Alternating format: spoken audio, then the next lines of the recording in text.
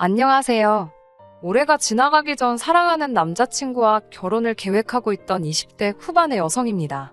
이제는 핑크빛 미래가 저희를 기다리고 있을 줄 알았는데 제가 이런 사연 속의 주인공이 될 줄은 상상도 못했습니다. 제 남자친구는 무명 배우였습니다. 저는 광고회사에 다니고 있었고요. 광고에 필요한 배역들을 섭외하다가 어떤 영화의 단역으로 나온 남자친구를 보고 제가 첫눈에 반했습니다.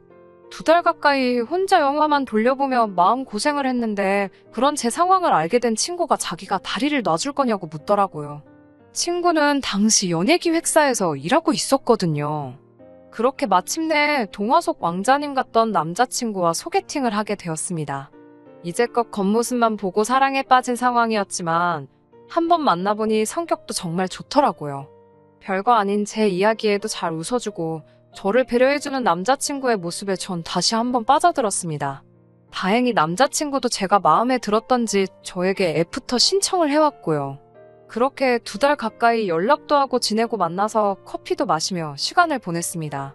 하지만 남자친구는 저에게 절대로 사귀자거나 여자친구가 되어달란 말은 하지 않더라고요. 서운하긴 했지만 이해는 할 수 있었습니다.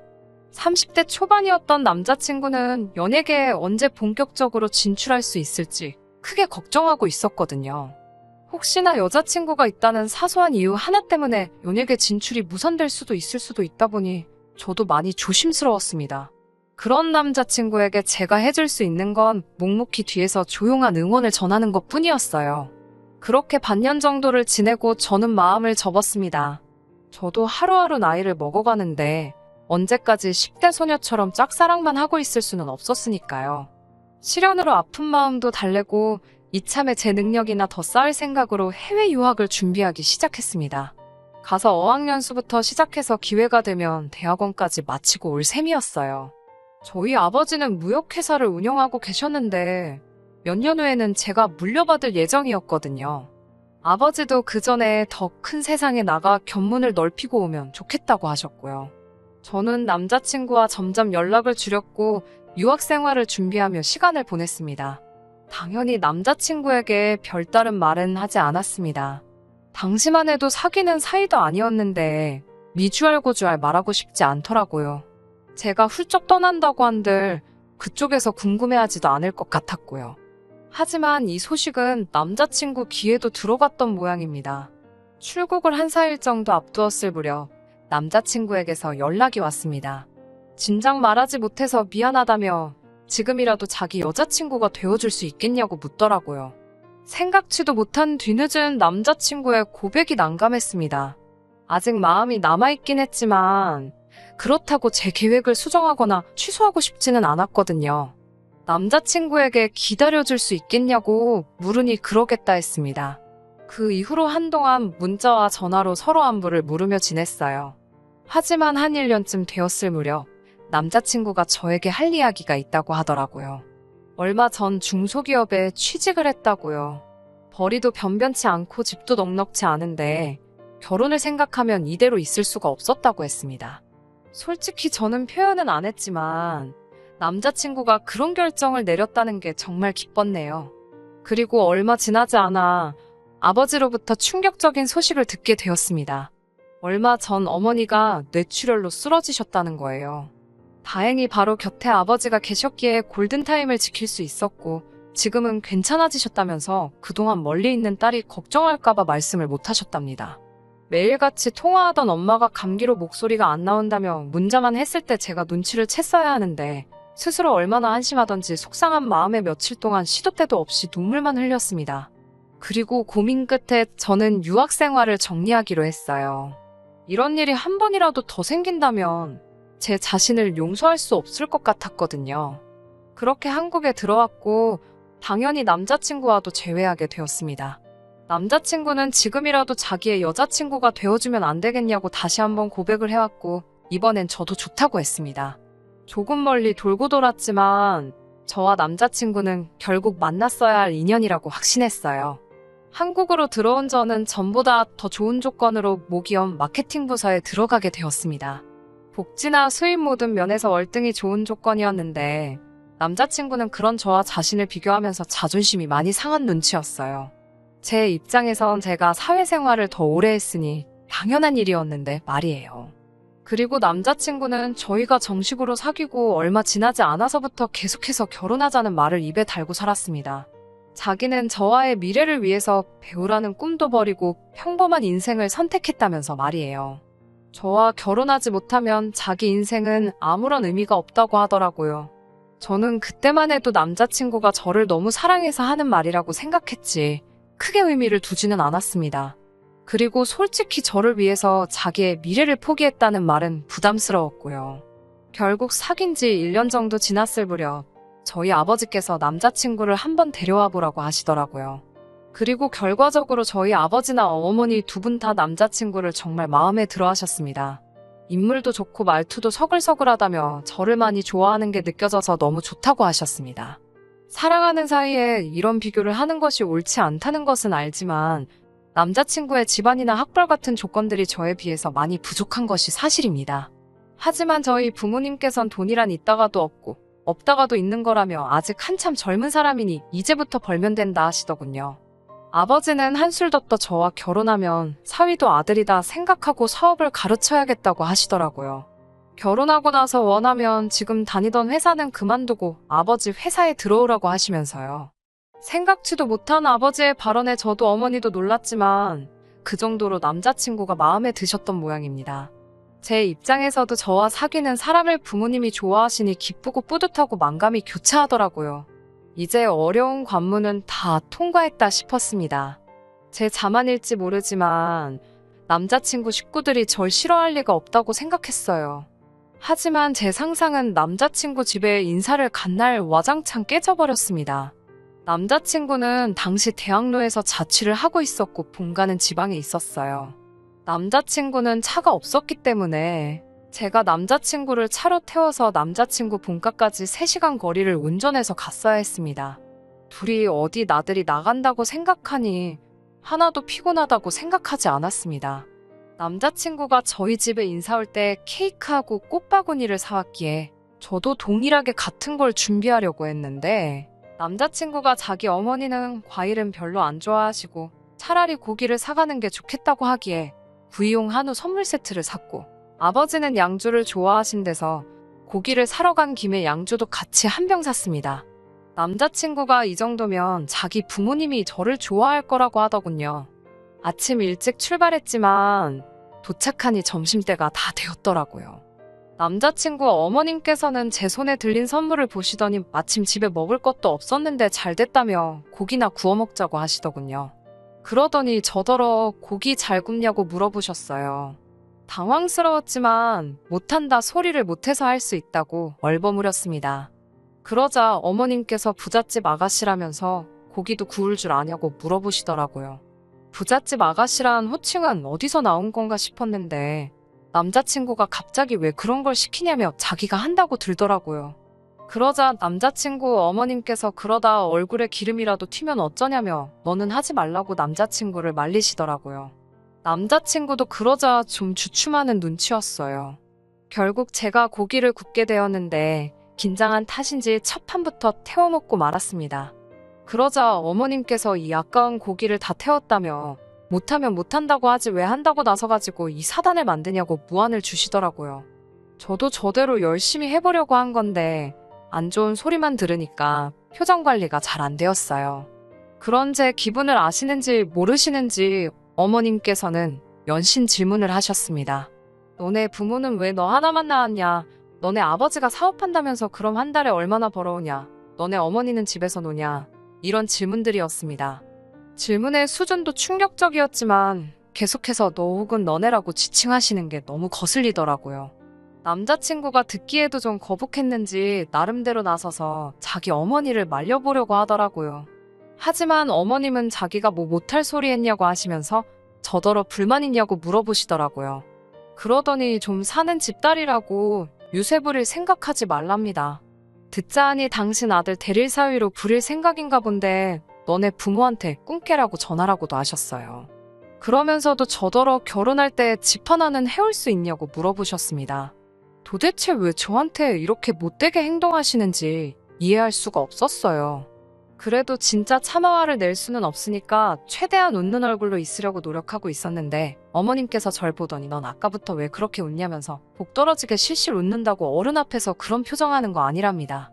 남자친구가 어머님께 도대체 왜 그러시냐면서 저더러 그만 나가자고 그랬어요. 저도 모르게 그 순간 눈물이 핑 도는데 어머님께서 아버님께 절 가리키며 좀 보라고 아주 여우가 따로 없다 하셨습니다. 결국 제가 남자친구한테 아무래도 인사드리러 잘못 온 것 같다고 말하고 먼저 자리에서 일어났습니다. 감정이 너무 상해서 안녕히 계시라는 인사도 안 나오더라고요. 그렇게 집에 오려고 차에 올라탔는데 남자친구가 그럼 자기도 가겠답니다. 그런데 남자친구를 차에 태워주기도 싫더라고요. 솔직히 말하면 아예 꼴도 보기 싫었어요. 자기 부모님이 저를 그렇게 싫어하는 걸 정말 몰랐을까 싶더라고요. 저는 남자친구에게 알아서 올라오라고 했습니다. 남자친구 표정이 순식간에 어두워졌지만 그런 걸 신경 써줄 마음의 여유가 없었어요. 저 먼저 차 끌고 올라왔고 남자친구에게 계속해서 걸려오는 전화도 문자도 전부 다 무시해버렸습니다. 이런 사정도 모르고 저희 부모님께서는 인사는 잘하고 왔는지 물어보시더라고요. 올라오는 차 안에서 제 마음이 많이 진정이 됐는지 눈물은 더 이상 나오지 않았어요. 저는 부모님께 양쪽 집안 분위기가 많이 다른 것 같다는 식으로 대충 둘러대고 나중에 말씀드리겠다 했습니다. 하지만 절 낳고 길러주신 분들이니 당연히 뭔가 이상하다는 생각은 하셨을 거예요. 다만 제 기분을 배려해 주시느라 더 묻지 않으셨던 거겠지요. 이튿날 일어나 핸드폰을 확인하니 남자친구로부터 40통도 넘는 전화가 걸려와 있었습니다. 미안하다는 내용의 문자도 수십 통이 와 있었고요. 그 연락을 보는 순간 다시 어제 안 좋았던 감정들이 떠오르면서 머릿속이 복잡해지더라고요. 남자친구가 서울에는 잘 올라왔는지 출근 준비는 잘하고 있는지와 같은 쓸데없는 걱정도 되었고요. 점심시간이 되었을 무렵 모르는 번호로 전화가 걸려왔습니다. 평소라면 받지 않았겠지만 회사에서 진행 중인 프로젝트가 있었기 때문에 안 받을 수가 없었어요. 그런데 거래처 사람이 아니었습니다. 남자친구의 부모님이셨어요. 어머님이 말씀하시고 뒤에서 아버님이 뭐라고 한마디 더 하시는 게 어렴풋이 들려왔습니다. 어머님이 저더러 어디냐며 얼굴 좀 보자고 하시더군요. 저는 더 하실 말씀이 남으셨냐고 물었는데 어머님께서는 일방적으로 어떤 장소와 시간을 문자로 보내주셨습니다. 그냥 무시해버릴까도 생각했지만 아직 남자친구랑 헤어지기 전이기도 했고 헤어질 때 헤어지더라도 도대체 왜 저한테 그러시는 건지 이유라도 알아야겠다 싶었습니다. 그렇게 며칠 뒤 어머님이 말씀하신 장소에 나갔습니다. 어머님께서는 저를 보더니 지난번에 말이 너무 심했다면 미안하다고 사과를 하시더군요. 병 주고 약 주고도 아니고 이게 무슨 상황인가 싶어서 아무 말도 하지 않았습니다. 그러자 저더러 너는 어른이 말을 하면 뭐 대꾸가 있어야지. 생글생글 웃기도 하고 그래야 뭐 예쁘다는 생각이 들지 않겠냐고 짜증을 내시더군요. 지난번엔 웃고 있다고 뭐라고 하셨으면서 오늘은 안 웃는다고 뭐라 하시니 더 할 말이 없었습니다. 무엇보다 어머님이 저를 대하시는 태도에는 하나도 변화가 없었으니까요. 어머님은 저에게 단도직입적으로 물어보실 게 있다고 하셨습니다. 만약에 이 질문들에 제대로 대답을 하면 당신 아들과 결혼하는 걸 허락해 주신다면서요. 이미 저는 남자친구와 헤어지는 쪽으로 결정을 내린 상황이긴 했지만 그 질문들이 궁금하긴 하더라고요. 어머님께서는 저에게 결혼할 때 집을 해올 수 있는지 물어보셨습니다. 솔직히 저희 아버지라면 해주시고도 남으실 분이지만 저는 못 해간다고 말씀드렸습니다. 저도 모아둔 돈이 많은 편은 아니어도 좀 있었는데 남자친구는 거의 없었으니까요. 어떻게 어머님 기분이나 자존심이 상하지 않도록 제가 대답할 수 있을지 잠깐이나마 고민해봤지만 딱히 별다른 방법이 떠오르지 않더라고요. 결국 제가 다시 여쭤보게 되었습니다. 만약 제가 집을 해가면 집안에 혼수랑 예단을 남편이 해오는 거냐고요. 그러자 어머님께서는 혼수야 남자친구가 자취하면서 쓰는 거 쓰면 되고 예단은 원래 여자가 남자 쪽에 하는 거라며 저더러 그런 기본적인 것도 모르고 결혼을 하겠다는 거냐고 혀를 차시더군요. 어머님의 행동 하나하나가 제 신경을 날카롭게 만들었습니다. 저도 더는 어머님의 구박을 참을 수가 없어서 다시 여쭤봤습니다. 왜 제가 집을 해와야 하냐고요. 그러자 어머님이 어이없다는 듯 저를 쳐다보시더니 거울 좀 보랍니다. 제 인물에 당신 아들이 가당키나 하냐고요.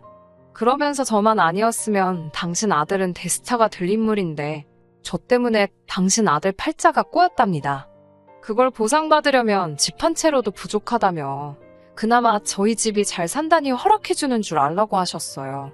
그러면서 어머님은 처음부터 남편 뒷바라지나 하고 현모양처 같은 며느리 보려고 했지 돈 몇 푼 있다고 목에 힘주고 당신 아들 마음 고생시키는 며느리는 트럭으로 갖다 줘도 싫답니다. 솔직히 말해서 처음에 반했을 때나 남편이 왕자님처럼 보였지 지난번 어머님한테 된통 당하고 나서 곰곰이 생각해보니까 그 인물도 별거 아니다 싶었거든요.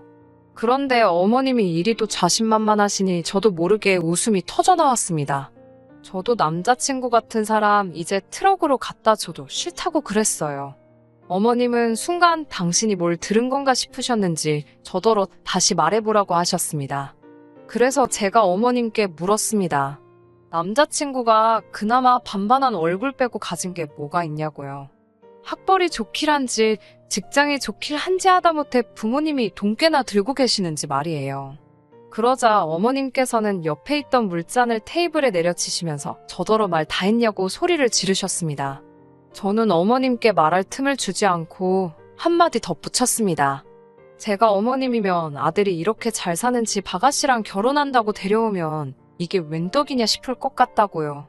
막말로 저한테 잘만 해주셨으면 집이며 회사며 다 남자친구게 될 수도 있었는데 어머님이 아들 인생의 초를 치시네요라고 한껏 빈정거려봤습니다. 그러자 어머님은 뒷목 잡는 흉내를 내시면서 너 지금 말 다 했냐고 물으셨어요. 저도 이때는 악에 받친 상태라서 어머님께 하려면 끝도 없는데 이제 상대해드리기도 싫으니 다시는 연락하지 마시라 했습니다. 그리고 그 잘난 아드님도 돌려드릴 테니 평생 옆에 끼고 고기 구워 먹이고 밥해 먹이고 하고 싶으신 대로 다 하시라 했습니다. 그리고 늦게나마 제 연락을 받은 남자친구가 카페로 뛰어왔어요. 남자친구는 사람들이 다 쳐다보는데도 아랑곳하지 않고 어머님께 도대체 왜 이러시는 거냐고 거의 울부짖다시피 소리를 쳤습니다. 어머님께서는 그 와중에도 남자친구에게 얼굴 알려진 사람이 사진이라도 찍히면 어쩌려고 그러냐면서 아들 걱정뿐이셨습니다. 그제서야 전 어머님이 저에게 왜 그렇게 적대적이었는지 조금 이해할 수 있었습니다. 어머님은 나름의 방법으로 아들을 사랑하고 계셨던 거지요. 그리고 그런 어머님 눈에 저는 방해꾼이었을 테고요.